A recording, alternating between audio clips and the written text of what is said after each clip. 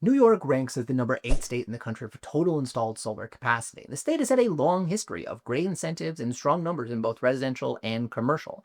Utility scale isn't quite as existent at this point in time. Over the last few years, we've also seen massive community solar going up, which is really helping people who don't have traditional roofs, especially in the cities.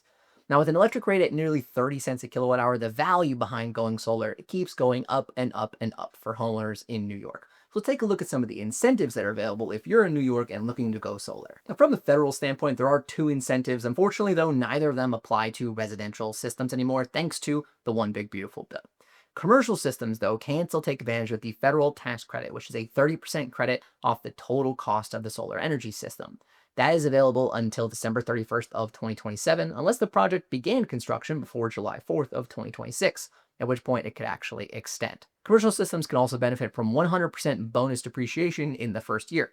Now, previously, commercial systems were depreciated under the Modified Accelerated Cost Recovered System, or MACRS, that allowed them to depreciate over 5 years, but the One Big Beautiful Bill eliminated that. Instead, it replaced it with a 1-year, 100% depreciation.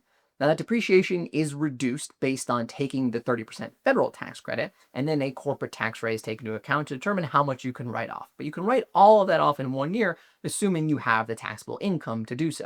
You're granted a sales tax exemption for solar energy equipment, which allows that equipment to avoid a 4% sales tax, which means that a $30,000 system avoids $1,200 in sales taxes, which is great. But not all jurisdictions are required to enact this. So if you check out the video description, I'll put in a link to our full article, which breaks down who does and who doesn't have that sales tax exemption.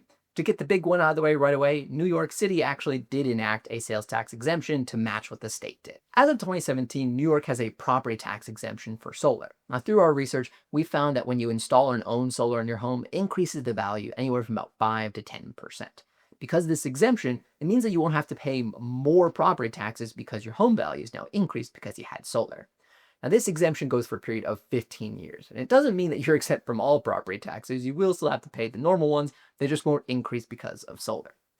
New York City actually has its own property tax abatement, in which they will give a homeowner who invests in solar 5% of the total value of what they spent on solar for 4 years going forward.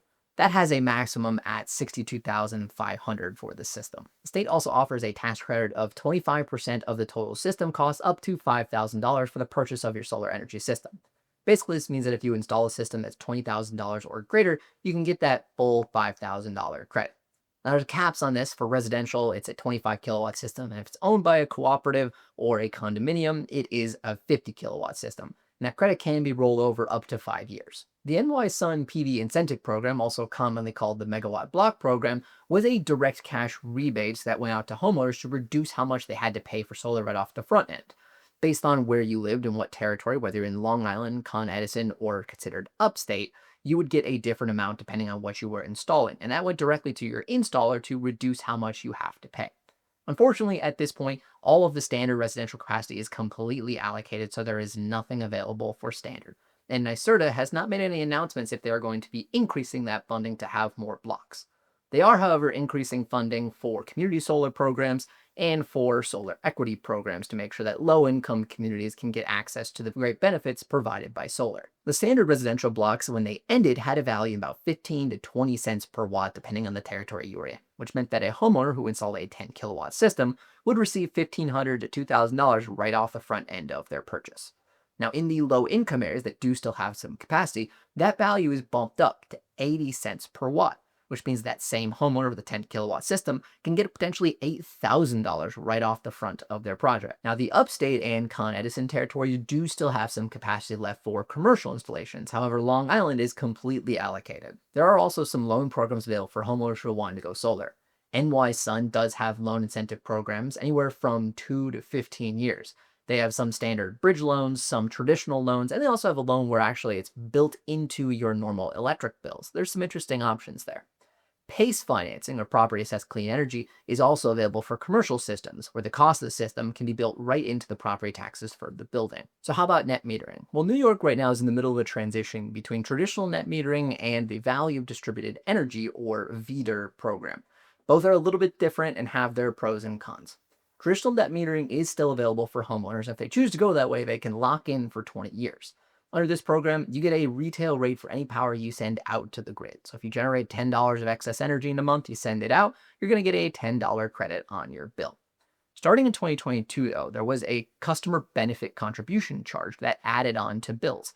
This was a flat rate that was added on based on the size of your system to pay for public programs. The amount that you pay is based on the size of your system and the utility that you're in. You'll see right now on the screen the values for traditional net metering CBC charge. Customers that choose to go with traditional net metering do get more credit for anything they send out to the grid, but they do have to pay more in their CBC charge. And that's where the difference between that and VDER comes into play. Under VDER, people who send energy back out to the grid don't actually get a retail rate for it. It's based off a number of different factors, but is generally less than the retail electric rate.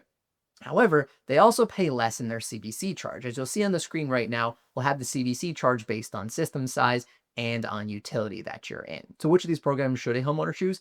Well, honestly, it seems like based on the rates, the only real time that VDER comes into play is if a homeowner is installing a lot of battery storage and isn't planning to send any power out to the grid. In that case, you'll minimize your flat monthly charges.